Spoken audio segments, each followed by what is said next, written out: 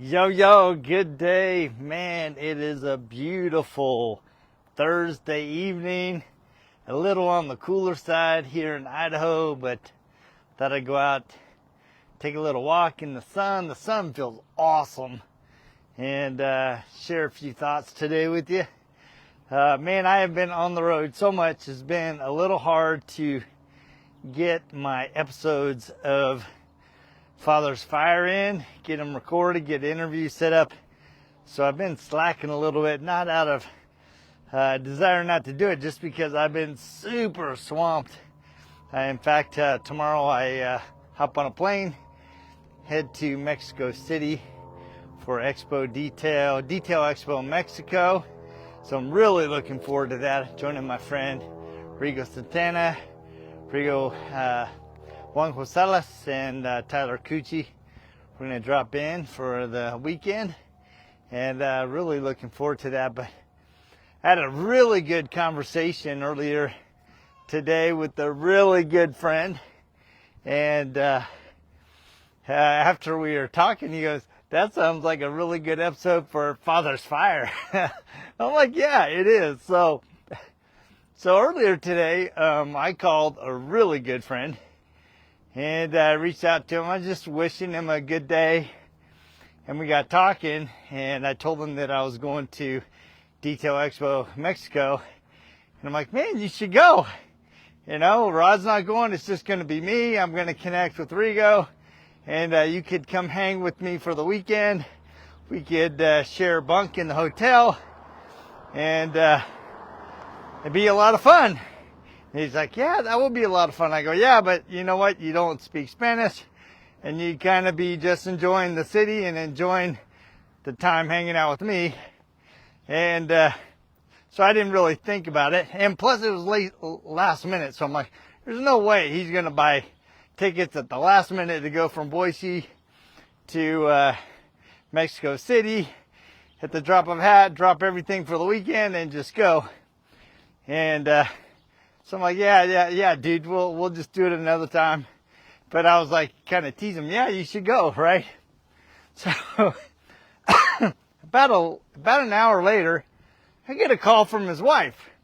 And his wife goes, hey, Jody, what's this Mexico City thing?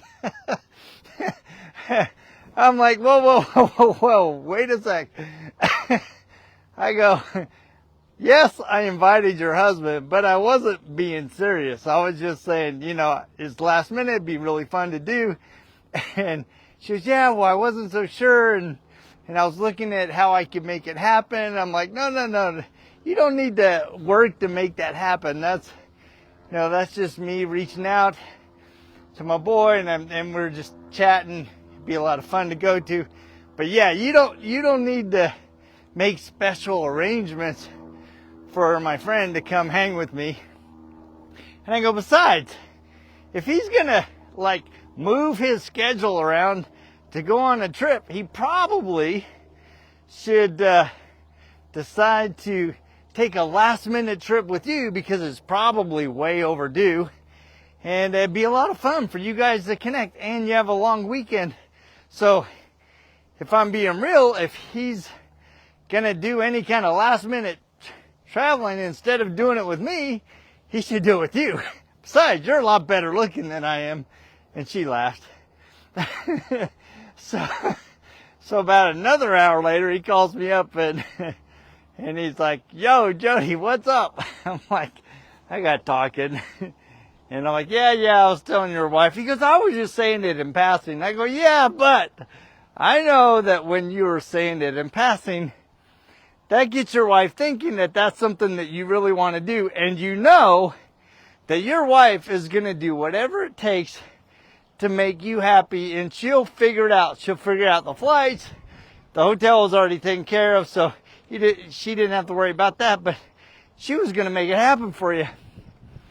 And I got thinking, I told him, like, look, I go, well, number one, if you're going to take a last minute trip, you got to do it with that lovely wife of yours. And it made me think about how many times we as men, we as husbands, you know, we have our personal interests, we have our businesses, we have our passions, we have our hobbies, And a lot of times, especially in Idaho, we have hunting buddies. And so we'll go out of our way to make a hunting trip, a little getaway to a car show, or do something fun that we like. But how often do we go out of our way to change our schedule, to move things around, to spend time with our wife? Let that sink in on you guys. When's the last time you moved things around to spend time with your wife, to reconnect, to reignite, to have a little bit of time away from the kids, from the job, from the work, from the chaos, from the noise of the day-to-day, and just said, you know what, babe? We're going to do something just you and I. Because when you were younger, you went out of your way to rearrange your schedule.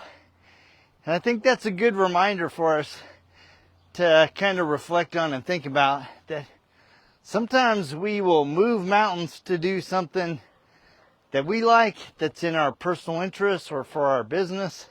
And often we'll move things for our kids. But how often do we move and change things and make things happen to spend time with the love of our life? So I'd like you guys to think about that, because man, it's so easy to get caught up in the day-to-day and to get your boys reaching out going, hey, let's do this. And boy, first thing you do, you say yes, and you let the family get pushed aside in the background, especially that lovely wife of yours. So anyway, that was a thought. And it's kind of funny because earlier in the day, I'd watched a TikTok, and it was a conversation that this guy was having. He's a relationship counselor, and he said, you know, simple things like granola destroys marriages. And he said, let me explain why. He goes, I was working with this one couple, and they were definitely getting separated, and I knew that they were really beyond my help. And so I asked the lady, I go, when did you know that you guys were done? She goes, oh, I can tell you the exact moment when it was done. She said, one time I went into the kitchen, opened up the cupboard, and there is a granola that you can only buy at Whole Foods, and I love it. And my husband always made sure that I had that granola in my jar, and it was always full. Or if it even dropped down to halfway, a third of the way, he went out of his way to go refill that. And so I went into the kitchen, went to get my granola, and the jar was empty. And I'm like, huh. She says, well, maybe he just got busy and he hasn't had a chance to do it because he did it without me ever asking. She says, well, I won't mention anything. I'll just wait a couple days and see what happens. A couple days later, she went back in, no granola. Went back after a week and still no granola. And she's like, that's when I knew that our relationship was dead, because the little things that he used to do that made me feel special, that made me feel appreciated and valued and treasured, he would go out of his way to take care of those for me. In the moment that I noticed that attention to detail was gone, I knew our relationship was dead. So pay attention to those little things, guys. You know, I've shared this on my podcast before, but you know, there's something that my wife really loves. So in the morning, she likes a really hot, steamy shower, but she hates to come out of the shower and into the cold air, right? So she will get the bathroom, steamy like a sauna, and just enjoy the shower. And then when it's time to get out, you hear the water get off, and she'll actually just barely open the shower curtain and reach her arm through, grab the towel, and then dry off and the warmth of the steam that's concentrated in the shower, that's trapped by the shower curtain. And so knowing this, every time that I would get out of the shower, I would grab the towel, and as I stepped out of the towel, I would grab the farthest towel and I would move it close to the bathtub so that it would be easy for her to just stick her arm out and grab the towel so she didn't have to get cold. And I did this every time, and I still do this. And one day I was stepping out of the shower, and literally I stepped out of the shower, reached my hand, grabbed the towel, and as I grabbed the towel, my wife opened the door and she saw me moving the towel closer to the bathtub. She goes, "What are you doing?" I said, "Well, you weren't supposed to see that." I go, "I know that you really like to have the towel close to you so that you don't get cold. And so every morning when I get out, I move the dry towel close to you so that you don't have to step out into the cold air." She goes, "Oh, wow, I never knew you did that. I really appreciate that. It's very thoughtful. And I love you for that little thing." And it's kind of funny because about a month ago, I must have forgot one day. And that night, my wife's like, "Hey, babe, I think you forgot to move the towel." So she had become used to me giving those little bits of service and attention. And when it was missing, she noticed. And fortunately, my wife let me know. But a lot of you guys, your wife won't let you know. She'll suffer in silence. She'll bottle it up.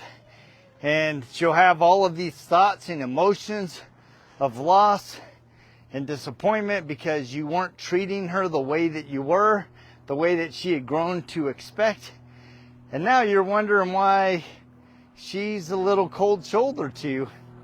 It's because you stopped doing the little things that made the difference. So, a couple things for you guys to think about. So, if you're going to move your schedule and make things happen, especially if it's on a weekend, maybe you ought to move things around for your wife and surprise her for a change. And remember, the little things are what makes someone feel loved and appreciated. So anyway, you guys have a fantastic day. Just a few thoughts that I'd share with you. And thank you to my boy and his wife for reminding me of a very important lesson.